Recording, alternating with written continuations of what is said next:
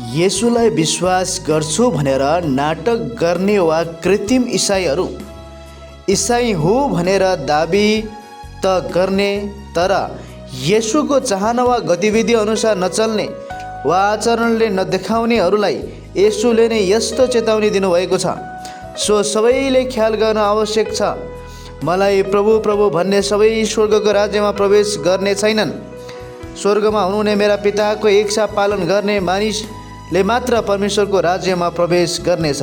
त्यो दिन धेरैले मलाई भन्नेछन्, प्रभु प्रभु, के हामीले तपाईँको नाउँमा आगोमाडी बोलेनौँ, तपाईँको नाउँमा भूतहरू धपाएनौँ र तपाईँको नाउँमा अनेक शक्तिशाली काम गरेनौँ र अनि म तिमीहरूलाई सफासँग भन्नेछु, मैले तिमीहरूलाई कहिल्यै चिनेको छैन।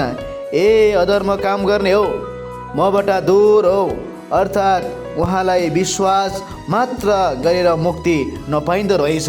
कृपया हामी होसियार र सचेत रहौँ।